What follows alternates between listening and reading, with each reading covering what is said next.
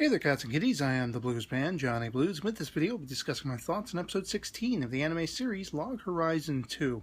And we're picking up right where we left off with Minori and Toya's little group going on their journey that was sort of given to them, passed down to them by Shiro. And a lot of the focus on their sort of adventures, it's just beginning, you know. They're getting really excited about these elk or cows or whatever they happen to be. And they're excited, you know, when their horses run off at one point, that they can camp and they can kind of, you know, take a rest and all this kind of stuff. And we're seeing some interpersonal interaction between Minori and Toya, once again, being that they are brother and sister, and just having a good time of it. And it didn't really get into some of the more strenuous aspects of, you know, traveling that I thought it was going to. And I mentioned, speculating in the previous episode discussion video, that I thought it might actually go toward with these characters. Of course, we're still going to be following them in the upcoming episode on their little journey, and there's still room for that. You know, I don't know how involved in their little side quest, if you will, from the main crux of, you know, the Log Horizon story, how many episodes more this is going to go on, put it that way. But amidst this, the things that really struck me as being very intriguing were the little tidbits to do with sort of the hierarchy of Akihabara and the Honesty, you know, guild, being their leader being very concerned about maintaining sort of a place on the round table, maintaining a place of influence, as he put it, in the local politics, and not wanting to necessarily jump the gun and kick people out of his guild. And, you know, there's talk about the DDD guild, with Krusty being absent, and people just assuming maybe he's off fighting or training or doing all these kinds of different things. Nobody knows. They're getting no answer from Krusty at all ever since his disappearance. And I think this is something that kind of needs a little bit more focus on it. It's a pretty big deal. He's a big contender in this, you know, sort of area, and definitely was one of the higher echelons of power, for lack of a better term, in the round table and all these kinds of things. And, you know, we're learning that the DDD guild are losing members and such like that because of his absence, or at least that's the tentative speculation by people Shiro is talking to. We see that Shiro wants, you know, some of the other guilds and everything like that to be training and helping along the people of the land, trying to give them skills in battle and all this kind of stuff. And that kind of parallels what we're seeing, what's being implied by what essentially, you know, Minori and Toya are doing.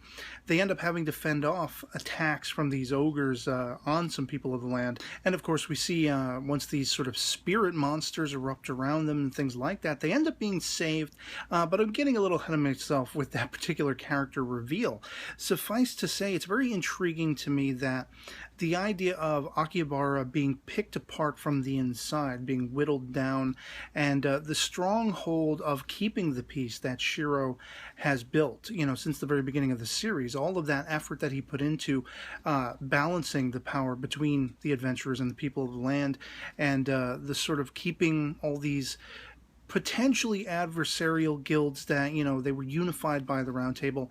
The hints that there could be something picking apart at that. You know, this is something that they've touched upon in the past with sort of eavesdroppers and people trying to manipulate the people of the land into, you know, sort of fighting against the adventurers. And so there's that whole aspect of this particular story that we see touched upon and sort of tent-poled with little, you know, bits and bobs in this episode that were really where I was intrigued. You know, not so much following Minori and Toya.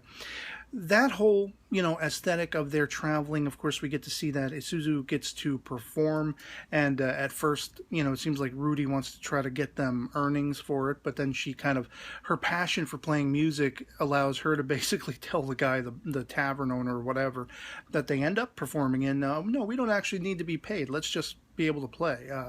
You know, so they play sort of for free to a crowd, and Rudy's really excited that people were cheering them on and saying encore, encore, and all this stuff. So they're really having a blast. And I have to say, as honestly as I can, though, the big time aspect of their journey came at that end point, where you basically have them fending off those attacks on the people of the land, and interjected into this, the saving grace for them is this new character row 2, or is it row squared? I'm not exactly sure, but for all intents and purposes, and we saw her character teased toward the end of the previous episode with the preview for this episode, but for all intents and purposes, she appears to be like a female Shiro, down to the hair color, the sort of facial, appearance, the glasses, the cloak she wears. Of course, she's carrying sort of a staff or a wand that is slightly different to what Shiro has. She's a vampire, apparently, thankfully not a sparkly one, and she can't stand the sun. She ends up collapsing under her own sort of, bravado, if you will, after just saving, all of these characters from these spirit monsters. And it's hilarious. It's very intriguing to me because I'm wondering what, how deeply down the rabbit hole, so to speak, the parallels between this character and Shiro will be. Suffice to say, that was the biggest thing I was waiting for in this episode, the debut of this character. And they kind of, pushed it off to the very end. They gave you a little glimpse of it at the very beginning of the episode, pre-credits, pre-OP, and then toward the very end of it, of course, we see the character coming in full force and just being comedic and very interesting, at least to my estimation. I can't wait to learn more about this character because it's going to be interesting to see, with how Minori feels about Shiro, if there's going to be any lines of attraction there, whether this character is actually going to be more heroic or enemy. I think we see actually the character in the OP, speaking of which, very briefly among, Rudy and Toya Minori and that kind of thing, Isuzu. So it's going to be interesting to see where that goes, and that was really the crux of the episode I was waiting for.